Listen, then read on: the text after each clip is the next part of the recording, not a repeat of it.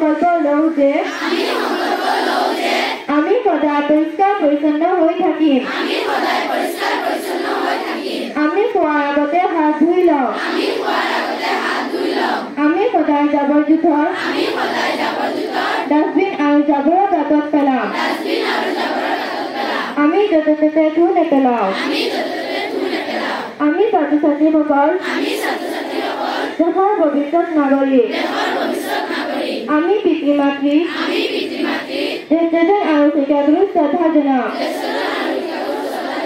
মই প্ৰতিজ্ঞাবদ্ধ হওঁ যে ৰাষ্ট্ৰ নিৰ্মাণত অৰিহণা যোগাবলৈ শাৰীৰিকভাৱে সবল আৰু সক্ৰিয় হৈ থাকিম।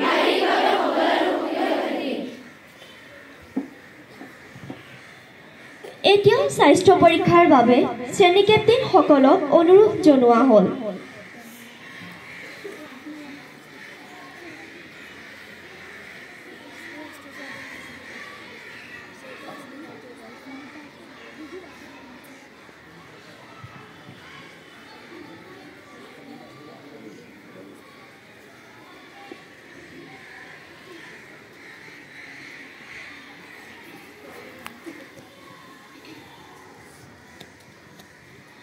এতিয়া আজিৰ দিনটোৰ বাতৰিসমূহ পৰিৱেশন কৰিব নৱম শ্ৰেণীৰ আৰফিনা বেগমে।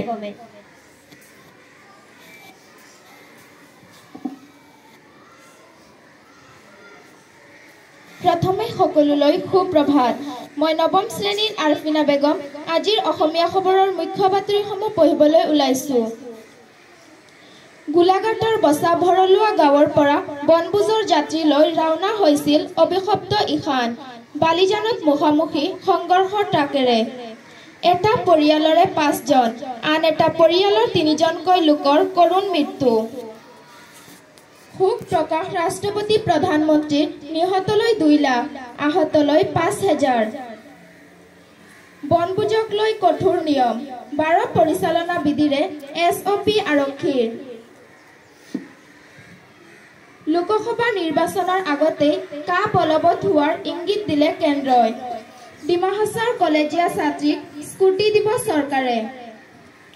আজিৰ খেলৰ বাতৰিসমূহ হ'ল মহম্মদ সিৰাজৰ সুৰদাৰ বলিঙত প্ৰথম ইনিংছত দক্ষিণ আফ্ৰিকাৰ সংগ্ৰহ মাত্ৰ 55 ৰান। 9 অভাৰ বলিং কৰি সিৰাজৰ 6 উইকেট দখল।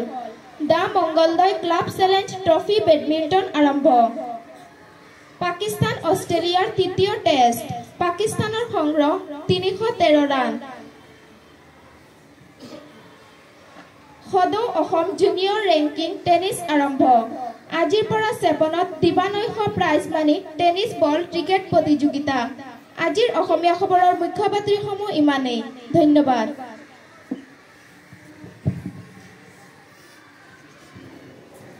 এতিয়া আজিৰ দিনটোৰ তাৎপৰ্য আগবঢ়াব চাহেৰা বেগমে।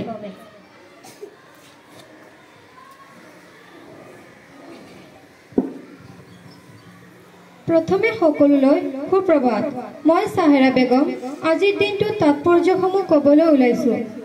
আজি অসমীয়া 1945 চন পুহ মাহৰ 18 তাৰিখ বৃহস্পতিবাৰ আৰু ইংৰাজী 2024 বৰ্ষৰ 4 জানুৱাৰী। আজিৰ দিনটোৰ তাৎপৰ্যসমূহ হ'ল 1932 চনত আজিৰ 4 জানুৱাৰীৰ দিনটোত স্বাধীনতা সংগ্ৰামী মহাত্মা গান্ধী আৰু জৱাহৰলাল নেহৰুক ভাৰতৰ ব্ৰিটিছ ভাইচৰয় লৰ্ড উইলিংটনৰ নিৰ্দেশত নাগৰিক অবাধ্যতা আন্দোলন পুনৰ আৰম্ভ কৰাৰ বাবে গ্ৰেপ্তাৰ কৰা হৈছিল। 1809 চনৰ 4 জানুৱাৰীৰ দিনটোত ফৰাচী শিক্ষাবিদ লুই ব্ৰেইলৰ জন্ম হয়। তেখেতে এনে এখন লিপি উদ্ভাৱন কৰে যি লিপি অন্ধসকলৰ শিক্ষা প্ৰদানৰ মাধ্যমত পৰিণত হয়। তেখেতৰ নামেৰে এই লিপিৰ নাম ব্ৰেইল লিপি ৰখা হৈছিল। 1948 চনৰ 4 জানুৱাৰীৰ দিনটোতে বাৰ্মাই বৰ্তমান ম্যানমাৰে প্ৰায় 200 শতিকাৰ যুক্তৰাজ্যৰ শাসনৰ পৰা স্বাধীনতা লাভ কৰে। 1959 চনত 4 জানুৱাৰীৰ দিনটোতে লুনা 1 চন্দ্ৰৰ ওচৰত উপস্থিত হোৱা প্ৰথমখন মহাকাশযান হিচাপে পৰিগণিত হয়। 2010 চনত আজি 4 জানুৱাৰীৰ দিনটোতে ডুবাৰ আটাইতকৈ ওখ অট্টালিকা বুৰ্জ খলিফা আনুষ্ঠানিকভাৱে মুকলি কৰা হয়। ধন্যবাদ।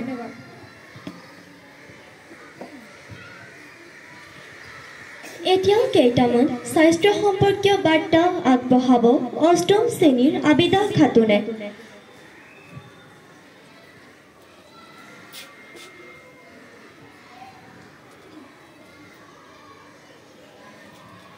প্ৰথমে সকলোলৈ সুপ্ৰভাত। মই ৮ম শ্ৰেণীৰ আবিদা খাতুন। আজি স্বাস্থ্য সম্পৰ্কীয় বাৰ্তাসমূহ ক'বলৈ ওলাইছোঁ। স্বাস্থ্য ভালে ৰাখিবলৈ নিজকে সদায় পৰিষ্কাৰ ৰাখিব লাগে। নিতৌ শুই উঠি দাঁত ব্ৰাছ কৰিব লাগে আৰু এগিলাচ কুহুমীয়া গৰম পানী পান কৰিব লাগে। ৰাতিপুৱা ব্যায়াম কৰাটো স্বাস্থ্যৰ বাবে অতি উপকাৰী। সেয়ে নিতৌ ব্যায়াম কৰাৰ অভ্যাস কৰিব লাগে। স্বাস্থ্য ভালে ৰাখিবলৈ হ'লে চিপছ, কুৰকুৰে আৰু বিভিন্ন ধৰণৰ পেকেটৰ খাদ্য খোৱাৰ পৰা আঁতৰি থাকিব লাগে।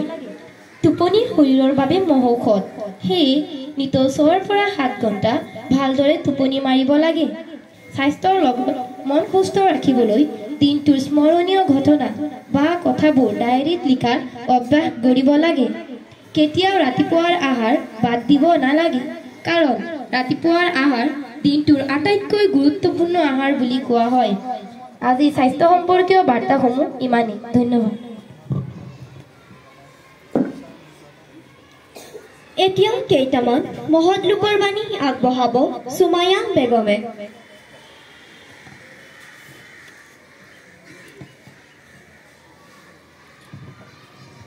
প্ৰথমে সকলোলৈ সুপ্ৰভাত। মই সুমায়া বেগম।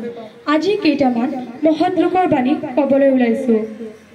আজিৰ কাম কাইলৈ কৰিম বুলি পেলাই নথবা, কাইলৈ তোমাৰ কি হ'ব তুমি নিজেও নাজানা।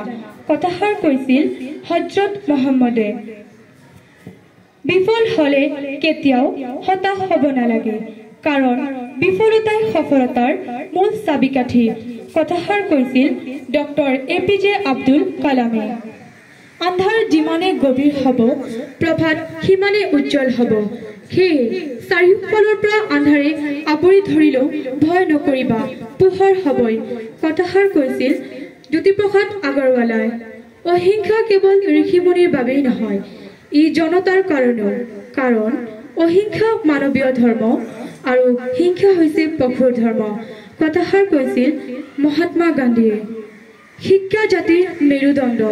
এই মেৰুদণ্ড ভাঙিলে জাতিৰ উন্নতিৰ সকলো পথেই অৱৰুদ্ধ হয়। কথাষাৰ কৈছিল ৰাজা ৰামমোহন ৰায়ে। সময়ে হ'ল মানুহৰ আটাইতকৈ মূল্যৱান সম্পদ, কাৰণ সময় এবাৰ গ'লে কেতিয়াও ঘূৰি নাহে। কথাষাৰ কৈছিল থমাছ আলভা এডিনছনে। ধন্যবাদ।